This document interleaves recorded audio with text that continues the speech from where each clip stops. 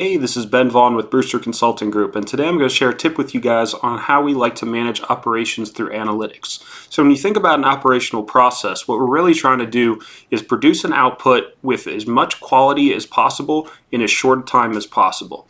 So when we're talking about between industries, quality is very different, right? When you're an assembly line, it's one thing versus, in the example we're going to talk about today, a contact center, it's a very different thing.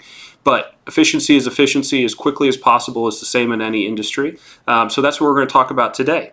So when you're talking about speed, there's two ways you can really manage that. You can manage that against a benchmark. So if you say, I'm in an assembly line and I should produce this part within 2 minutes. If I take 3 minutes to do that, then that's probably an issue that needs to be remedied. But if another way that you can do that is say, compare against everybody else. So if you have 20 people doing one process, and each one takes a different amount of time, and on average, let's say they take 1 minute to do that, and one of those people takes 1 minute and 30 seconds, then that's someone that also would need some training. So that's what we're going to do today. We're going to take a look at an IT call center, a fictional IT call center, completely randomized data, and each of these agents or representatives are going to take 3 types of calls: network issues, password resets, and printing issues. And what we're going to do essentially is we're going to compare how each of these agents, how long they take on each of these calls versus their peers to see where training opportunities may be needed versus people who are doing a great job, and maybe we can learn something from them. So let's look at an individual example here. We're going to look at Damon Gallegos, who, like I said, took network issues, password resets, and printing issues. And you can see how frequently he took each of those. And then what we're going to come over here is we're going to show how long people took on average to resolve those calls. Because as long as you're keeping those people who called in happy, if you're resolving their issues and all is good there, then you want to do it as efficiently as possible, because that's going to allow you to take more calls over time. So Damon, let's look at password resets. The group as a whole took 3 minutes and 1 second on password resets.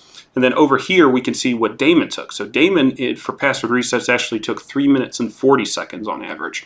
So that's not good. He's taking a little bit longer than everybody else. It's specifically about 22% longer. I know that because what we do is we take a ratio of how long Damon took versus the peers, and we say, and so that's going to be a number typically from about 0 to 2. If it's above 1, then that means that Damon took longer. If it's less than 1, then that means Damon took a shorter period of time.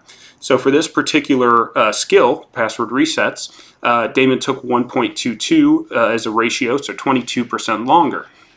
If we take a weighted average of password resets, network issues, and printing issues, we can actually get that Damon took 25% longer, a ratio of 1.25. And so we could stop right here and we could say, okay, let's just look at who our highest ratios are and say, all right, those are the people who maybe need some help. Someone like Damon would actually need help across the board, because you can see all of his ratios are well above 1, so he's struggling across the board. So it doesn't need specific training, but training all around in resolving these calls faster, but still maintaining that quality. But another thing that you can do is then go a step further and create a score based off of that ratio. And what you do this for is if you're managing multiple aspects of the call or assembly line process or whatever it is at the same time. So if you wanted to measure quality another way, then what we could do is we could put your speed and your quality right next to one another, give each one a score so that we could say, how are we doing on each aspect, so that we can further target improvement and efforts to help that agent or representative. So in this instance, Damon would get a score for about 20, scores from a 0 to 100, with 50 being the average. Since Damon takes longer and is thus a little less efficient, he's going to have a score below 50. So this is a way that we can manage our operations and look and see where our most efficient agents or employees are, and also identify opportunities where we can improve. So hopefully you enjoyed this. If you have any questions or thoughts, please feel free to leave a comment below. Otherwise, we'll look forward to speaking with y'all again. Have a good one.